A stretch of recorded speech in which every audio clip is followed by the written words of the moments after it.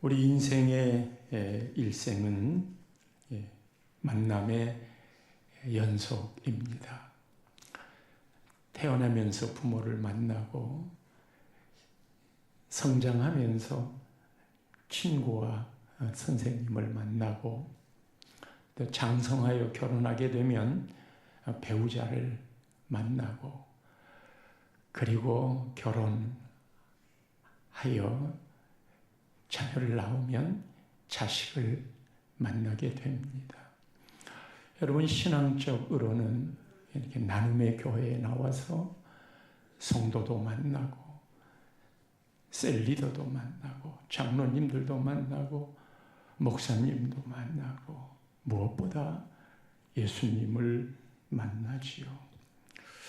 만나면은 좋은 만남이 있고 그렇지 않은 나쁜 만남도 있습니다.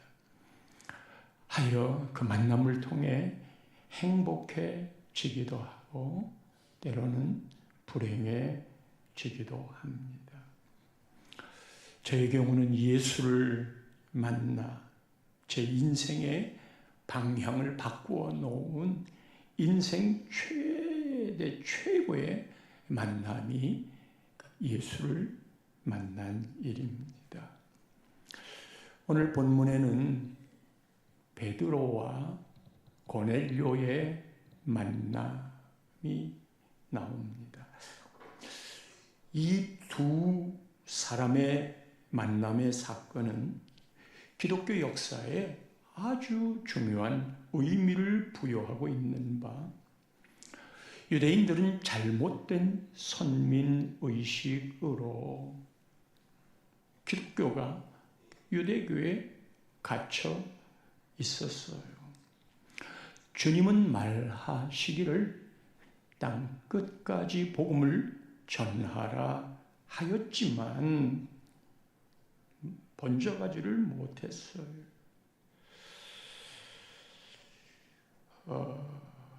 그런데 이 두 사람의 만남은 복음이 땅끝까지 전파되도록 하는 이방인의 첫 단추를 끼우는 역사적인 사건이기 때문입니다.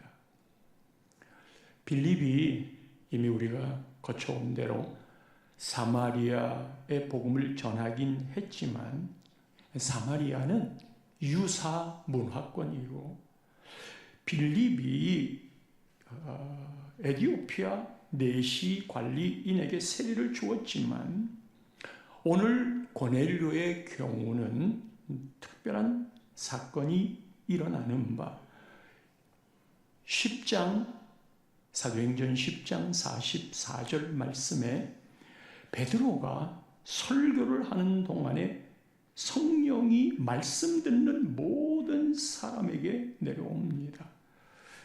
그 다음 절 45절에는 이방인들에게 성령 부어 주심으로 말미암아 할례 받은 유대인들이 모두 놀라는 거예요. 그럴 뿐 아니라 46절에 보면 방언을 말하며 하나님을 높였어요. 이게 다 이방인들의 사건이에요. 그리고는 베드로가 모여있는 고넬료 가족과 지인들에게 모두 세례를 베풉니다. 하여 이 사건을 일명 가이사랴의 오순절이라고 표현합니다. 가이사랴의 오순절. 우리가 잘 아는 대로 마가다락방에는 오순절 사건이 일어나면서 모든 유대인 그리스도인들에게 성령의 임재가 강하게 일어났어요. 성령이 인쳐주셨어요. 오늘 본문의 가이사랴의 오순절 사건인 이 고넬료 사건은 이방인들에 대한 성령의 인치심의 사건이었고 오순절 마가다락방이나 고넬료에게 임한 성령의 사건, 이 두 사건에 쓰임 받은 사람은 곧 베드로입니다. 이 두 사람의 만남이 이방인의 첫 회심의 문을 연 것인데, 이 만남이 이루어지기까지, 이 만남을 이루는 여러 변수들 중에 하나라도 어긋나면 이 만남이 이루어지지 않는 겁니다.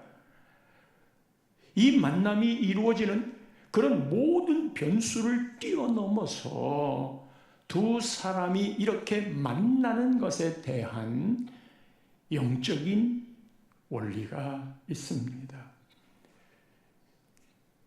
첫 번째는 고넬료와 베드로가 만나는 이 만남의 주선은 철저하게 하나님입니다. 이 하나님이 먼저 고넬료에게, 오늘 본문 32절에 고넬료가 고백했던 것처럼 사람을 욥바에 보내어 베드로라 하는 시몬을 청하라, 그 얘기를 들었다. 사람을 보내어 욥바에 있는 베드로라 하는 시몬을 청하라. 그래서 사람을, 하인을 베드로에게 보내는 거예요. 베드로가 그 사건을 알아야 될 거 아니에요. 그 이튿날 20절 말씀에 보면 찾아온 그 사람들과 함께 가라, 그렇게 이야기를 합니다. 그 사람들이 찾아올 건데 찾아오면 그들과 함께 가라. 의심하지 말라. 내가 그들을 보냈다니까. 고넬료에게는 베드로에게 가가지고 그를 데려오도록 해라. 그래서 하인을 시켜서 보냈어. 이 베드로는 그렇게 찾아온 사람 만나기 전에 하나님이 그 찾아온 사람들과 함께 가거라. 하나님의 역사의 방법은 방금 말했듯 고넬료에게는 베드로를 찾아가서 청하라고 했고, 베드로에게는 그 사람들을 따라서 가거라 이야기했어요. 시간차를 두어서 순차적으로 쌍방의 이야기를 합니다. 결혼이란 두 사람이 하는 거잖아요. 어느 한 사람이 내가 너를 너무 사랑해. 너 없이는 나 살 수가 없어. 아주 박력 있게 내 사랑을 받아줘. 일방적으로 강요하는 너무나도 적극적인 그런 사랑. 한쪽이 그래 하나님의 뜻이라고. 그렇다면 이쪽에도 그 마음을 받아들일 수 있는 마음을 주는 거예요. 강압적으로 하는 거 아니에요. 오늘 사회를 보신 이대 목사님, 우리 백정규 목사님을 모시는 과정도 좁히고 좁혀서 당회에서 하나님의 뜻을 찾아보고, 그리고 모든 과정을 다 거쳐서 결정을 당회에서는 했어요. 우리가 모실 테니까 오십시오. 우리 쪽에서는. 그러나 오실 목사님과 사모님에게도 우리 뜻이 그렇다면 나눔의 교회를 위해 우리가 모실 목사님, 청빙할 목사님도 하나님의 뜻이 함께 가야지. 그것을 확인하고 싶었어요. 그래서 김 장로님하고 저하고 단둘이 호주에 가가지고 목사님 댁에서 한 주간을 머물렀어요. 숙박업소 호텔 안 가고 삶을 보고 싶었어요. 그리고 도착한 다음 날 화요일 날 사모님과 목사님에게 우리 뜻을 전했어요. 나눔의 교회에서 모시고 싶습니다. 청빙이라는 것은 이력서를 받아 그 중에 뽑는 게 아니고 꼭 우리 교회에 모시고 싶습니다. 그게 목사님을 모시는 청빙이라고 생각을 했기에, 그리고 화요일 날 우리 김 장로님이 꼭 우리 교회에 와 주십시오. 근데 그날 대답을 못 들었어요. 그 다음날 수요일 제가 장로님에게 그랬어요. 이건 사람의 억지로 사람의 생각으로 되는 일이 아닙니다. 하오니 우리가 금요일 날 도착을 돌아오니까 목요일 날 저녁에 다시 만나는데 그때 아닙니다 하면 다 내려놓읍시다. 이건 하나님의 주권이어야 되기 때문에 이랬어요. 그리고 목요일 날 이제 말씀을 나누었고 최종 답변을 들어서 오시게 됐습니다. 처음에 답변을 하지 못했던 이유가 충분히 이해가 되고 그래서 오시게 됐어요. 우리 교회를 향한 교인과 당회의 뜻과 성령께서 우리에게 알려주시면 성령께서 오실 청빙 받으실 목사님에게도 그런 마음으로 이게 둘이 합해질 때 그게 이루어지는 거잖아요. 그래서 오셨습니다.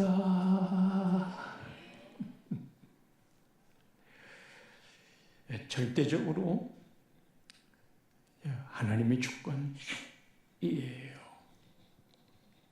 그래서 그 모실 때 이 사람이 좋아 저 사람이 좋아 설교해 보세요. 그리고는 반드시 갈라지게 돼 있어요. 하나님 뜻을 주권이 그분에게 있으니 찾아야지. 두 번째는, 첫 번째는 하나님의 주권이고 두 번째는 그 뜻을 아는 타이밍이에요. 언제 알게 되었나. 고넬료가 지난주 말씀 3절에 보면 제 9시쯤 되어 그게 오후 3시라고 그랬지요. 환상 중에 밝히 보인다. 그러니까 제9시인데 이 제9시가 어떤 시간이냐? 오늘 고백 속에 30절 말씀을 보면 고넬료가 제9시 기도를 하는데 제9시에 기도를 하는데 사도행전 3장 1절에는 베드로와 요한이 성전 미문을 가다가 걷지 못하는 자를 고칠 때 언제 갔느냐? 3장 1절에 제9시 기도 시간에 그랬어요. 고넬료에게 하나님의 뜻이 찾아온 것은 기도 시간, 기도할 때입니다. 베드로는 언제 그랬을까? 9절 말씀을 보면 그 다음 날에 베드로가 기도하려고 지붕에 올라가니 우리 같은 지붕은 아니에요. 베드로가 기도하려고 지붕에 올라가니 그 시각은 제6시더라. 그 다음날 낮 12시인 거예요. 오후 3시에 고넬료를 찾아갔던 그 기도 시간에 우리 하나님께서 그 다음날 정오에 기도하는 베드로를 순차적으로 찾아가가지고 이야기를 하시는 거예요.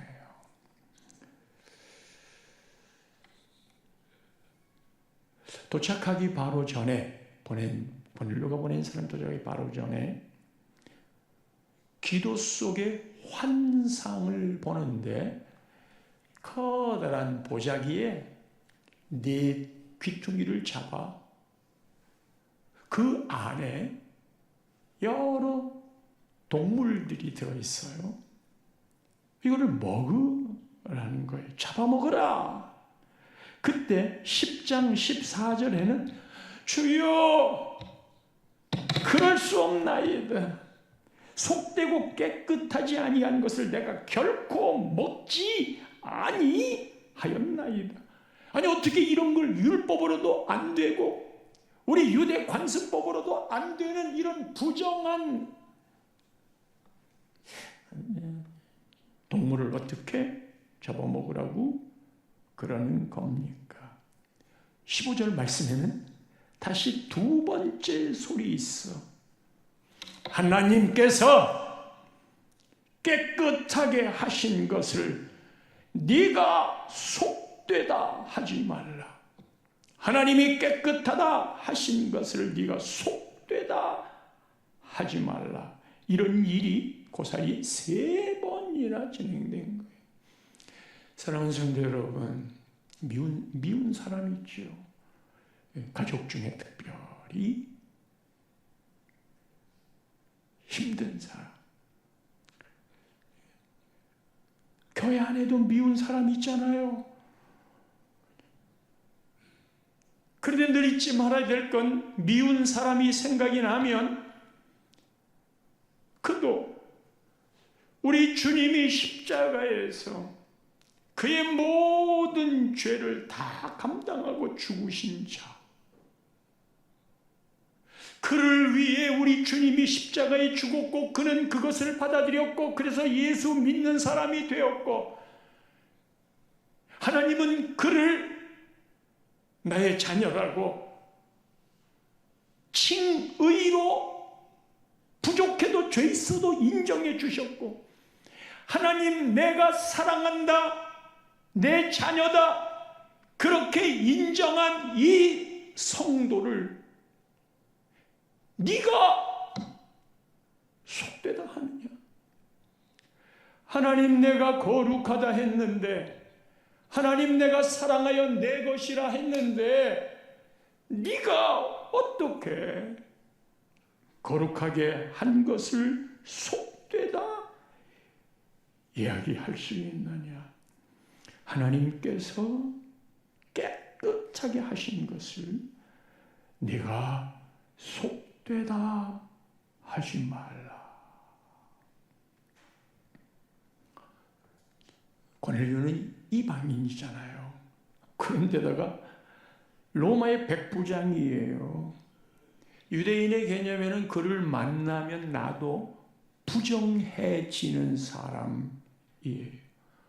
거기 갔다가 나중에 문제가 됐어요. 시비거리가 됐어요.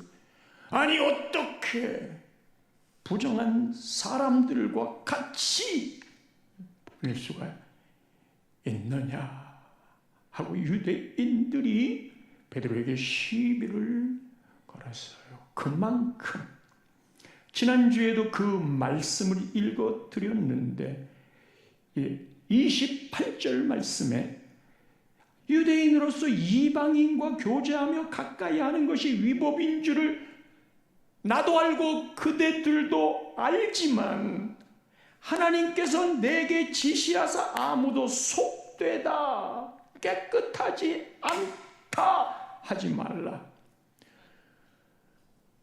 그러니까 만나러 가기 전에 하나님이 정지 작업을 쫙 했어요. 다른 때는요 그 말 잘 하시지도 않겠지만 한다 해도요 그 말 안 듣습니다. 심령이 완악한데 듣겠어요? 자기 고집과 자기 생각이 있고 그 사회에 율례가 있고 그 안에서 살아가야 되는데 내가 그 말을 들어요? 어떻게 이방인과 사귈 수가 있어?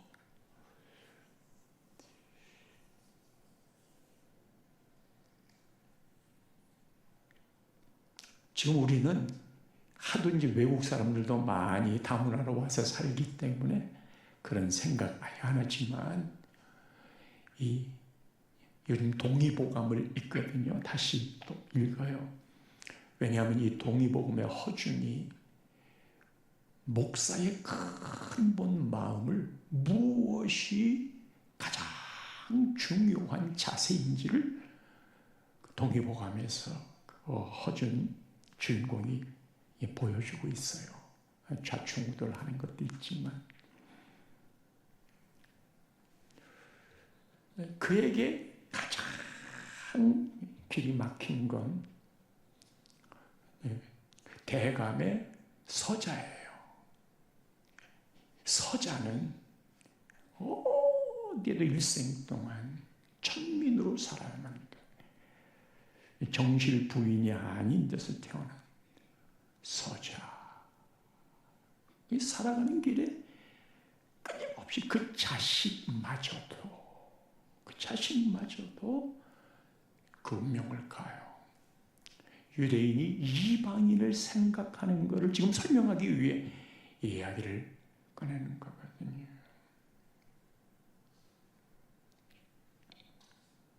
이 모든 준비는 기도할 때 하나님이 오셔서 말씀하신 기도가 없이는 우리의 심령들이 완악해집니다. 그리고 내 혼을 끝없이 자극합니다. 뭘 할 때 막 그냥 속상한다든지 그냥 내 기준에서 막 몰아치고 싶은 생각이 있을 때 주여 성령님 제 마음을 다스려 주세요. 그게 감사를 다 뺏어가기 때문에 감사를 내 주변의 여건, 환경, 날씨 그냥 짜증나는 일을 생각하면 그게 다 육체가 보이는 반응과 내 생각이 보이는 대로 작동하는 거거든요. 그럴 때 그걸 생각하지 마시고 하나님 감사해요. 하나님 제가 이렇게 사는 것만도 어딘데 하나님 버릴 게 아무것도 없어요. 그러면 짜증났던 것들이 물러가는 걸 봐요.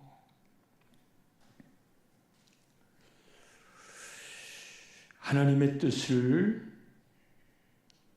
알아가는 기도의 채널을 개통하십시오. 별의별 열심을 다 내도 하나님 말씀 앞에 서는 것과 기도가 없으면 늘 억울하고 분하고 속상하고 성질나고 그런 것만 있어요. 이 두 사람에게 기도할 때 찾아왔고 그 기도는 역사를 만드는데 하나님의 뜻을 받아들이도록. 그런데요, 기도보다 내가 그 일을 하는 게 훨씬 더 쉬워요. 기도하는 것 어려워요.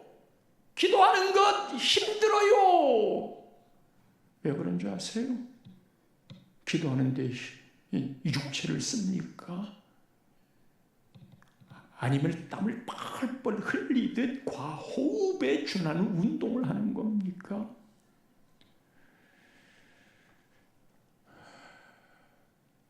그게 다 영적 사건이기 때문에 그래요. 진짜 나 기도 못하겠어. 기도하려면 3분도 못해. 이런 모든 것들은 영적인 일이에요.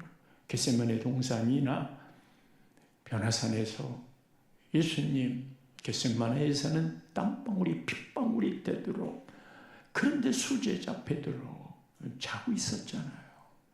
육체적인 건강을 이야기하면 베드로가 더 강해요. 예수님보다. 그건 육체의 강함의 문제가 아니에요. 피곤할 때 쉴 수도 있지만, 근데 다 영적인, 그리고 그거는 기도를 제일 싫어하는 마귀가 방해하는 거고, 기도가 없어지는 민족, 교회는 하나님이 역사하지 않아요. 기도의 채널을 개통하십시오. 주파수를 맞추면 음이 잡히는 것처럼 하나님께 주파수를 맞추는 것이 곧 기도입니다. 이 세 번째는 이 두 사람의 태도입니다. 첫 번째 태도는 순종이에요. 이 고넬료가 하나님 사자가 이야기하자 곧 사람을 보내는 거예요. 그런데 왜 보내는지를 몰라요, 본인도. 왜 하나님의 사자가 데리고 오라고 하는지, 베드로를 왜 데리고 오라고 하는지를 몰라요. 우리는 이런 사안을 만나게 되면 제일 먼저 우리의 이성이 작동하면서, 그 이성 작동이 나쁜 건 아니에요. 맹목적 신앙을 안 하게 하는 좋은 역할도 해요. 그런데 하나님의 일을 이룰 때에는 가서 베드로를 청하라. 이제 나는 그런 걸 잘 따졌어요. 뭔가 합리적인 이유가 있어야 움직였어요. 아니, 어떻게 무엇 때문에 베드로를 부르라고 하는 겁니까? 가이사랴에서 요바까지 약 50km예요. 제가 오늘 아침 양평에서 교회 오는 거리 50km예요. 이 50km의 거리 교통수단이 뭐 제대로 있었겠어요? 그러니까 사람을 보내기 전에 신중해야지. 갔다가 그냥 오면 어떡해? 거기 사람이 있는지도 알아봐야 될 것 같고, 오면 그 사람에게 뭐라고 왜 초대했는지를 이야기해야 되는데 없어요. 그래서 순종하기가 어려운 거예요.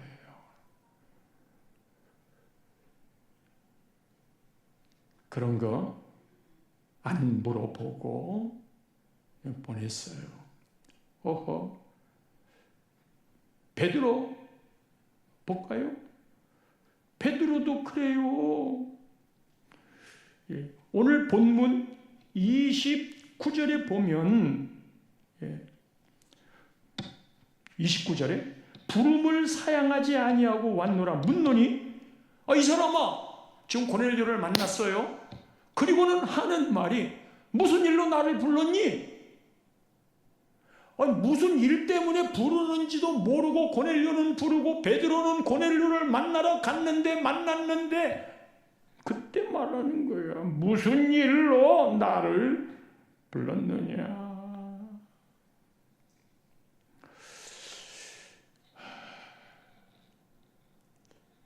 주님 일을 할 때 우리는 늘 내 여건부터 따집니다. 또 합리적 이유를 따집니다. 다시 말하지만 때로는 그게 나쁜 건 아니라고 그랬어요. 근데 왜 이유를 말하지 않고 그랬을까? 순종이란 하나님의 신실하신 권위를 인정하는 거예요. 사람이 말하면 이런저런 생각해야지요. 저놈이 나를 사기치려고 그러는 거 아니야?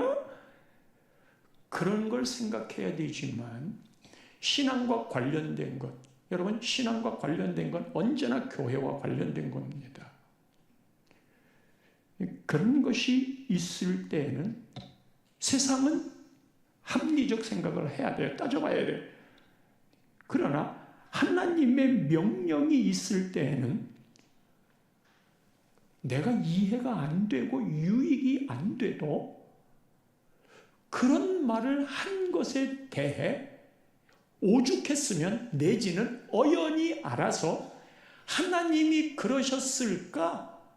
어쩌면 그 일에 대한 내 반응을 하나님이 보시려고 하는 것인지도 몰라.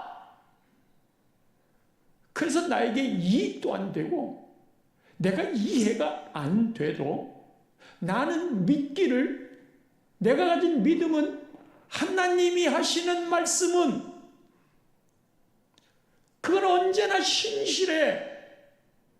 그 믿음.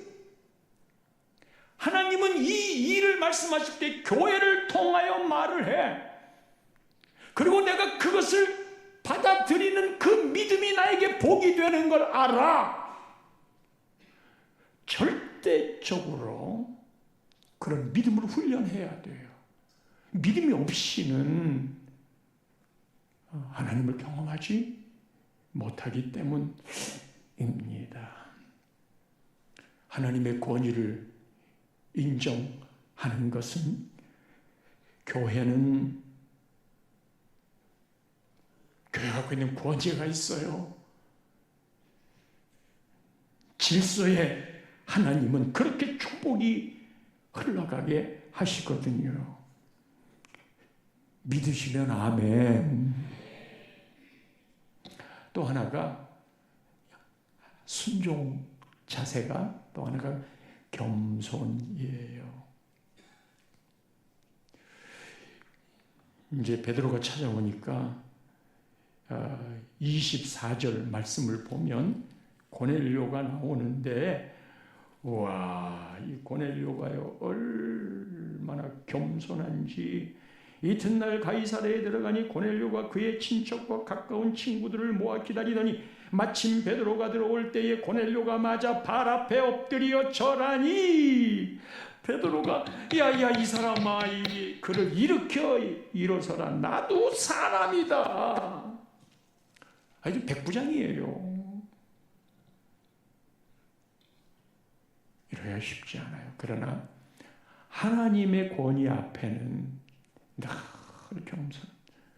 우리가 세상에 뭘 하다 오더라도 예배는 하나님 앞에 드리는 경배인 거예요.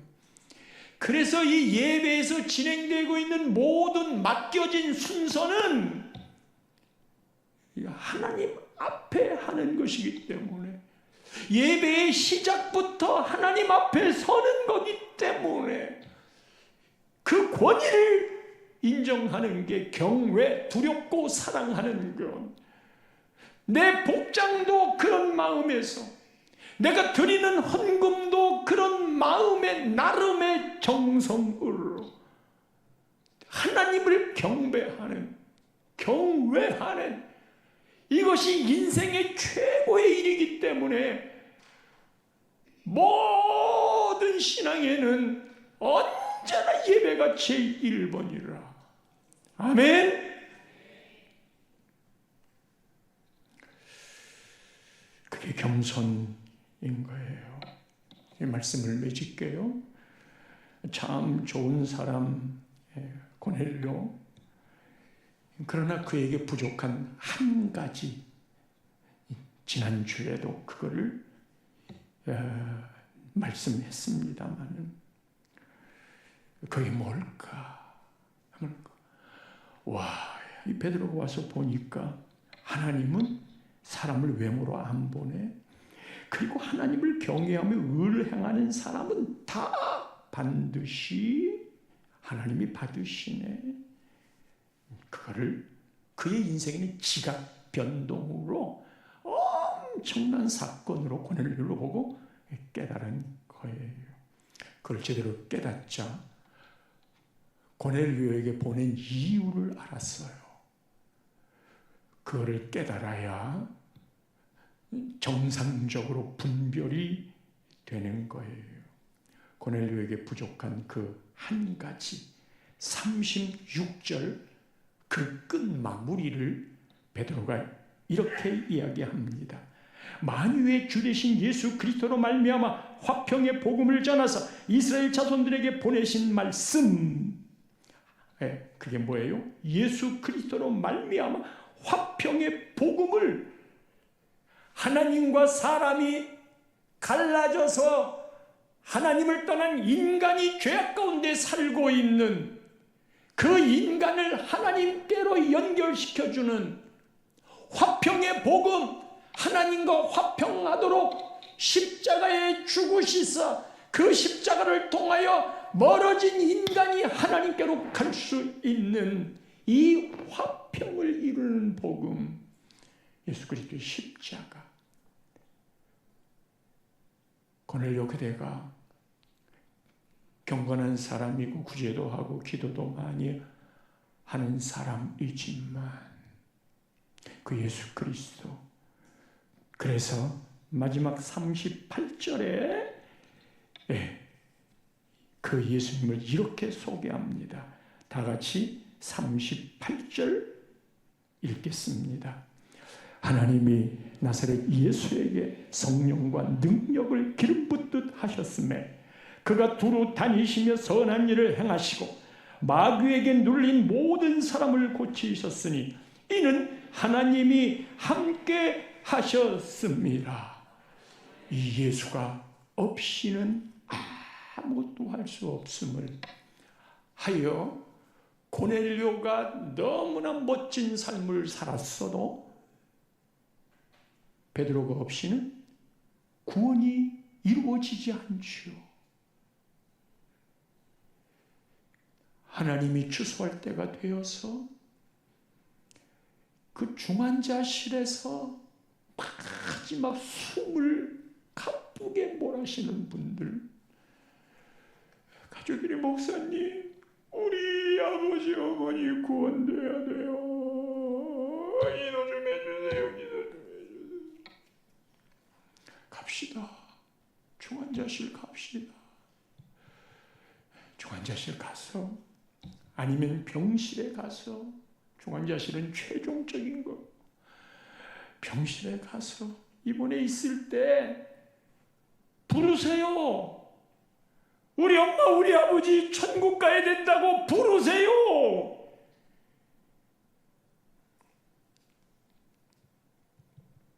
그러면 가야 돼요. 그러면 하나님이 그분들을 구원시켜 주시, 영접을 하게 하시고. 근데 그게 공식이 나오더라고요. 루틴이 생기더라고요. 그 집안에 그 부모 영혼을 위해서 기도하는 그 자녀가 목사님 같이 좀 가줘요. 그러면 거의 다 구원을 시켜주셔. 그 구원의 판단은 하나님이 하시지만 영접하는 걸 갖고 이야기하는 거예요. 그런데 그런 기도가 그 집안에 쌓이지 않으면 막 진짜 힘들어요. 들어가려고 그러면 친척이라고, 가까운 친척이라면서, 다른 종교 믿고 있는데 와서 혼란스럽게 하지 말라고. 한 목사님 오셨는데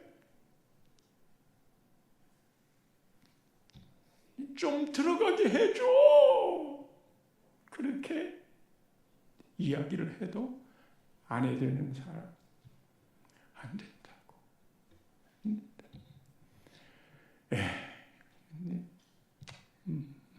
묵상 기도하고 돌아서지요. 그렇게 해서 구원된 분들, 그게 베드로거든요.